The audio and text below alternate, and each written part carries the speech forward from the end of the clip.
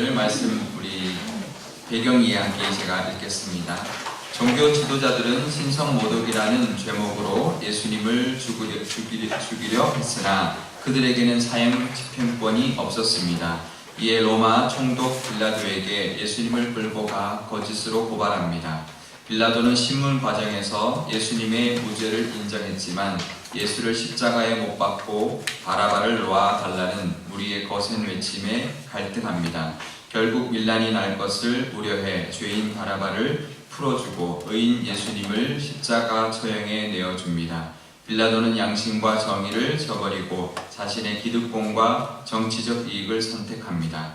예수님은 인류 구원의 사명을 감당하기 위해 십자가를 지시고 골고다 언덕을 향해 오르십니다. 네, 그 과정이 어떻게 되냐면 그 6월절 만찬이 목요일 저녁부터라고 했죠, 그죠? 목요일 해지구부터 이제 6월절이 시작돼서 그때 저녁 식사를 6월절 만찬이라고 합니다. 6월절 만찬을 하시고 그 다음에 제자들의 발을 씻겨주시고 그 다음에 겟세마네 동산에 가서 제자들하고 다 함께 3명의 그 제자들하고 갔다고 우리가 이해하고 있지만 누가복음에 보면 제자들이 다 함께 갔고 감난산 쪽으로 다 같이 갔고 그 중에 3명을 택해서 나와 함께 있자 그리고 이제 3명을 데리고 따로 더 들어가신 거죠. 그래서 겟세마네 동산에서 기도를 하시고 마치자마자 이제 잡히셔서 이제 끌려갔죠. 그래서 그 밤새도록 뭐 가야바의 집에 갔다가 대제사장 가야바의 집에 갔다가 그 다음에 빌라도에게 갔다가 빌라도가 이제 물어보니까 아닌 것 같으니까 그 다음에 헤롯 왕한테 보내요. 왜냐하면 예수님이 갈릴리 사람이니까 그 지역이 달랐어요. 빌라도는 이 유대 땅, 그 예루살렘 지역을 다스리고 있었고 예수님이 태어났던 갈릴리 지역 사람들은 그 헤롯 왕이 지배를 했기 때문에 헤롯 왕한테 보냈거든요. 헤롯 왕이 갔더니 헤롯 왕도 이제 그냥 기적 베풀어 봐라 이런 것만 하고는 다시 돌려보냈죠. 그래서 총독이었던 그 당시에 이제 두 지도자가 있었습니다. 헤롯 왕은 그 로마 정부가 인정한 그 이제 유대 사람들 중에서 완전한 유대 사람도 아니지만 유대 사람 중에서 그냥 왕을 세운 거예요. 그래서 이제 백성들의 지지가 이제 필요했고 이제 그런 왕이었고 이제 빌라도는 총독이니까 이제 군인으로 와서 이제 다스리는 거죠. 그래서 이제 군사권을 가지고 있었죠. 근데 빌라도에게 다시 최종적으로 왔습니다.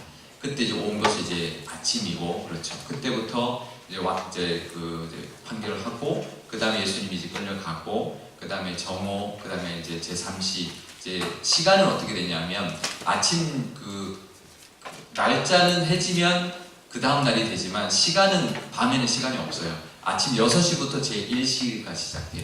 그러면 1시 이렇게 넘어가서 이제 저녁 6시까지 12시간만 딱 제12시까지만 있습니다. 그래서 해가 있을 때까지만 시간을 이제 정해고 있는데요. 그래서 예수님이 이제 3시쯤에 돌아가시죠. 아니죠. 6시 그 다음에 9시에 돌아가시죠. 그래서 오후 한 3시쯤 돌아가신 거죠.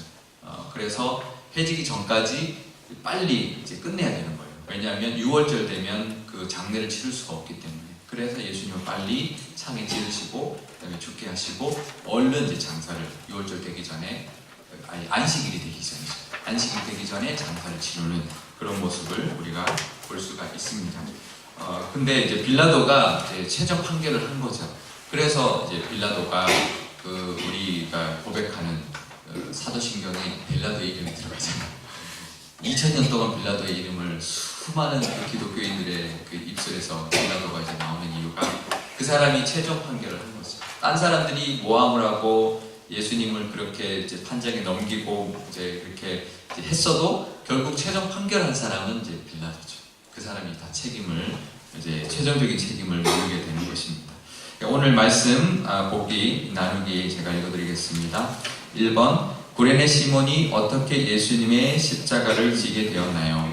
이 일은 시몬 가족에게 어떤 영향을 주었을까요?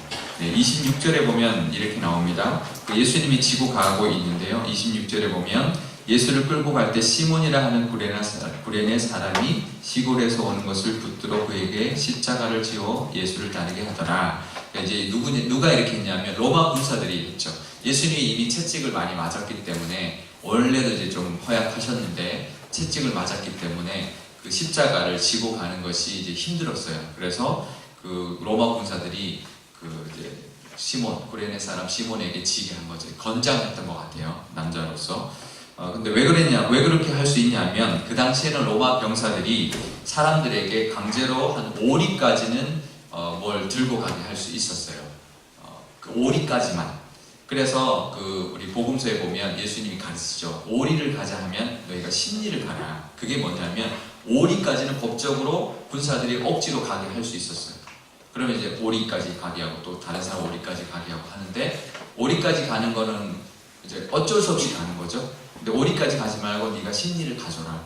네가 자의적으로 가져라, 이런 의미가 있거든요. 그래서 병사들이 강제로 이제 이렇게 시킬 수 있었습니다. 그래서 시몬이 대신 십자가를 지게 됐는데요.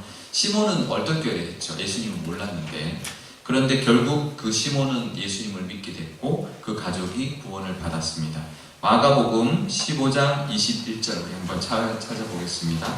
마가복음 15장 21절.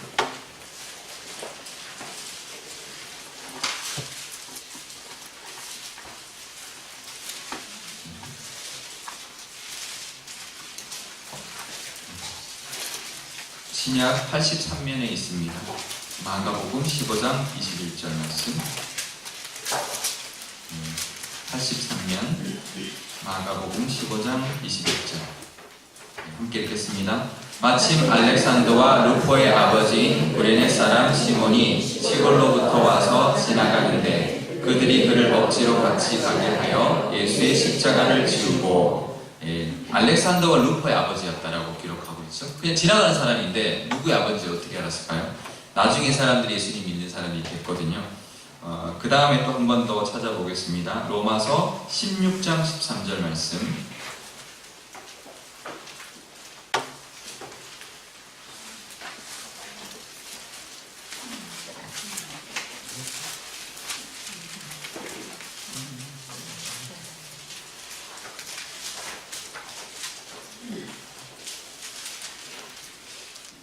로마서 16장 13절 말씀. 16장 13절 말씀 한 목소리로 읽겠습니다. 주 안에서 택하심을 입은 루포와 그의 어머니에게 문안하라. 그의 어머니는 곧 내 어머니니라. 네, 여기 보면 루포의 어머니라고 나오죠. 시몬의 아내죠. 루포의 어머니는. 그래서 그 루포와 그의 어머니가 아주 중요한 역할을 하는 그런 초대교회 사람들이었고, 또 사도 바울에게 사도 바울이 어머니라고 부를 정도로 그렇게 아주 신실하고 큰 믿음의 일꾼들이 되었습니다. 그것은 그 시몬이 우연히, 그렇죠? 우연이지만 하나님의 은혜였죠. 그렇죠? 우리에게도 일어나는 우연이 그냥 우연이 아닙니다. 그렇죠? 시몬이 그냥 지나가다가 우연히 십자가, 그거는 특권. 예수님 십자가를 지었다. 그 사람에게는 평생에 잊을 수 없고 자기 평생에 아주 큰 사건이 되었을 것입니다. 그래서 그 시몬의 가족들이 아주 큰 믿음의 사람들이 되었다는 것을 우리가 알 수 있습니다. 그래서 우리 삶에서 예수님을 따라 적용해 보면 예수님을 따라 어떤 십자가를 지고 있나요? 이제 물어보고 있는데요.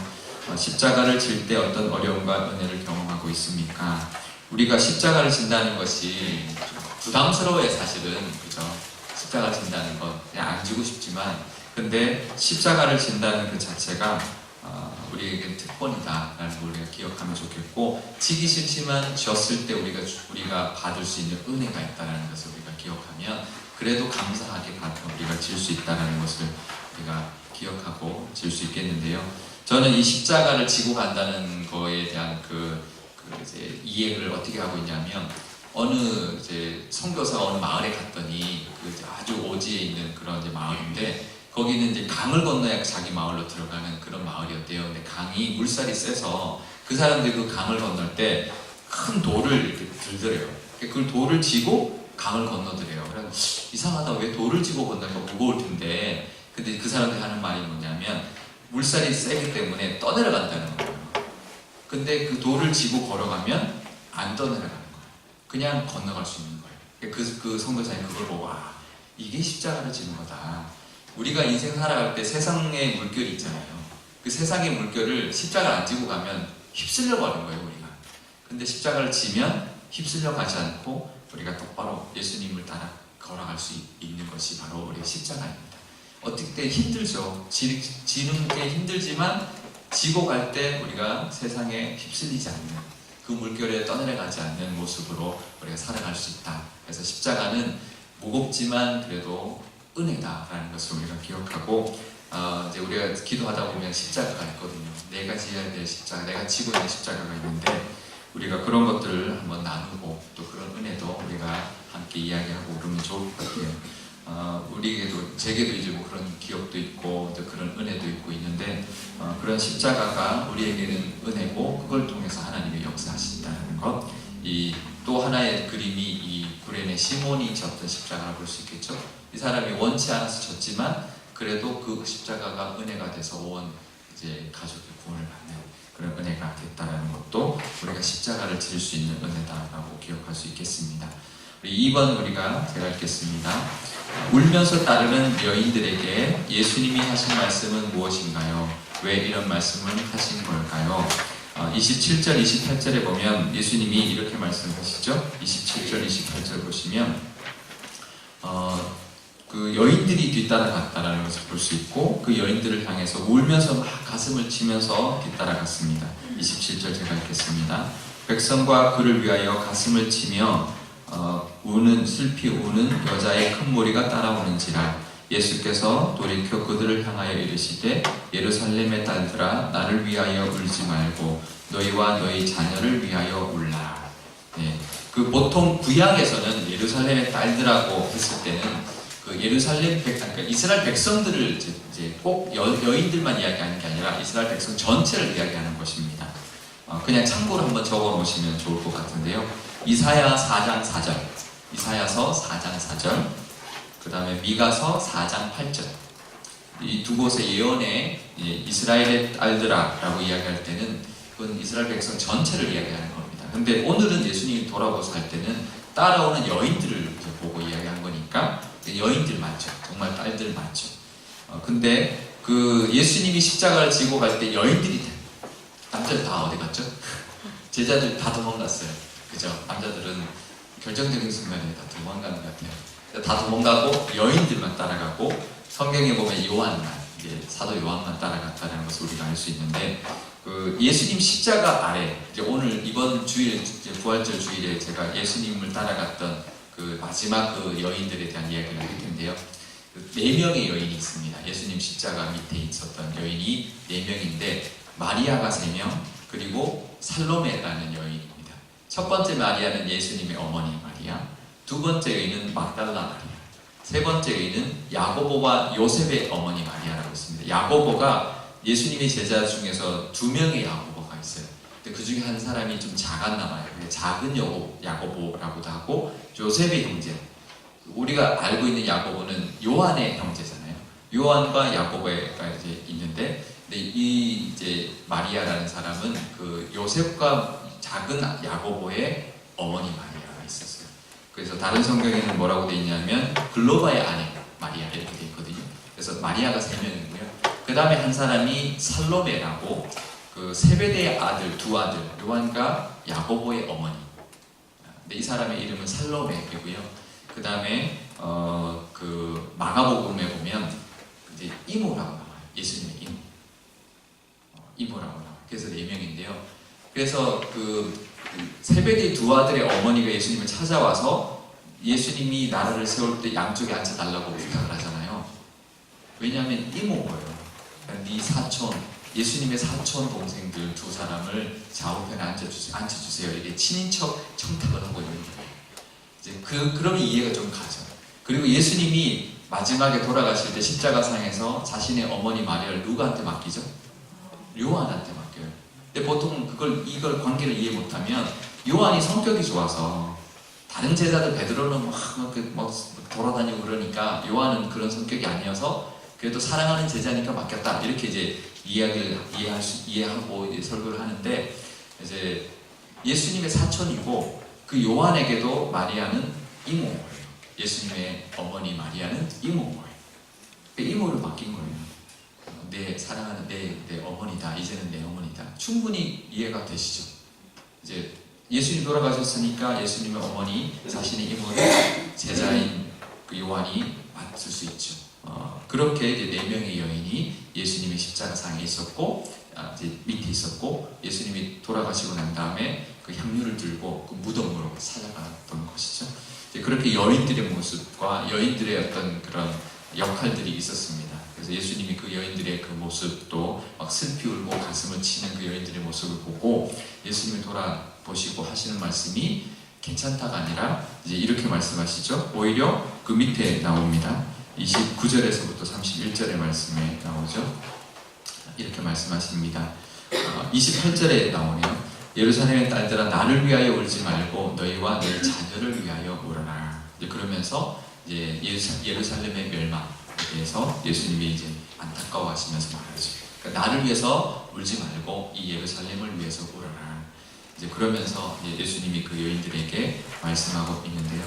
예수님은 십자가 지지만 이제 곧 부활하실 거기 때문에 지금은 내가 이렇게 십자가에 죽어도 부활할 거다. 하지만 이 예루살렘은 나를 예수님을 못 박은 이 예루살렘은 멸망할 거다. 그러니까 나를 위해서 울지 말고 이 예루살렘을 위해서 울어라. 그렇게 예수님 말씀하고 있는데요.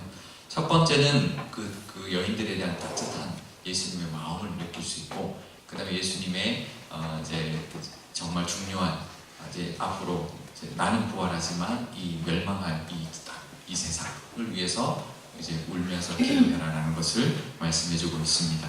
우리도 마찬가지죠. 우리도 이 세상을 향해서 울면서 기도해야 합니다. 특별히 요즘 우리나라가 많이 힘들어요, 그죠? 우리나라가 지금 굉장히 우리나라가 일본에 빼앗길 때랑 비슷한 세계적인 어떤 정세 가운데 있습니다. 이 강대국들 사이에 지금 다 강대국들이 자기 이기주의적인 지금 상황으로 모든 지도자들이 지금 미국도 그렇고 일본도 그렇고 중국도 그렇고 러시아도 그렇고 이 네 나라가 우리를 둘러싸고 있거든요. 딱 우리나라가 망할 때, 한말 때 상황과 굉장히 비슷합니다. 그런 상황에서 우리가 이제 기도해야죠. 이제는 더 이상 외세의 어떤 침략이나 외세에 휘달리지 않고 정말 하나님의 백성의 나라로서 우리나라가 국권을 지키고 또 이제 또 하나님의 은혜가 주시면 또 뭐 통일도 할 수 있고, 그래서 통일은 이제 안 해도 될 것 같지만 중요한 것은 우리가 믿는 사람의 입장에 볼 때는 기도하고 있는 믿음의 사람들이 북한에 있기 때문에 그 사람들을 위해서라도 우리가 통일을 해야 되지 않을까라는 생각이 들고요. 또 그들을 위하여 기도하고 우리가 통일되어서 하나님의 나라로, 하나님이 택한 나라로 선교 역할을 감당하는 그런 나라가 되면 이제 좋지 않을까, 또 그런 하나님의 뜻이 있지 않을까라는 생각이 들거든요. 이 시대에 우리가 이 나라를 위하여 우리가 기도해야 될 줄 믿습니다. 많이 기도해 주시면 좋겠고, 이 예수님의 말씀처럼 이 나라를 위해서 또 이 세계를 위하여 우리가 가슴을 치며 우리가 기도할 수 있으면 좋겠습니다. 그 역할을 감당하면 좋겠고요. 그래서 우리 말씀 다지기 한번 제가 읽겠습니다. 십자가의 길은 패배의 길이 아니라 승리의 길입니다. 비록 자신은 알지 못했지만 구레네 사람 시몬은 인류의 죄를 대속하신 예수님의 십자가를 함께 진 유일한 특권을 누렸습니다. 자기 십자가를 지고 예수님의 길을 따르는 사람은 예수님과 함께 영광을 얻을 것입니다. 예수님은 고통 중에도 자신의 안위를 염려하지 않고 사람들의 안위를 염려하십니다. 십자가의 죽음보다 더 두려운 것은 죄에 대한 무감각이기 때문입니다. 십자가는 결국 부활의 영광을 보게 하지만 죄에 대한 무감각은 영원한 심판에 이르게 합니다. 날마다 죄를 회개하고 주님의 길을 따르기로 결단하는 것이 제자도입니다. 네, 우리가 지금 이제 십자가의 길을 묵상하고 있는 마지막 고난 주간인데요. 예수님의 그 십자가의 길을 우리도 따라서 구레네 시몬처럼 그 십자가를 지고 예수님을 따르는 특권을 누리고 또 이 여인들처럼 예수님의 그것을 안타까워하고 기도할 뿐만 아니라 이 세상, 특별히 우리나라를 위하여 기도함으로 우리나라도 하나님께 쓰임받는 나라가 될 수 있도록 많이 기도해 주시고 또 그 은혜도 우리 부역에서 많이 나눠주시기를 바랍니다. 질문 있으세요? 없으시면 제가 기도하겠습니다. 아버지 하나님 감사합니다. 구레네 시몬이 자기가 원치 않았고 우연히 그곳에 있다가 십자가를 졌습니다. 우리도 하나님 우리의 공로가 하나도 없었는데 하나님의 은혜만으로 우리를 구원받은 줄 믿습니다.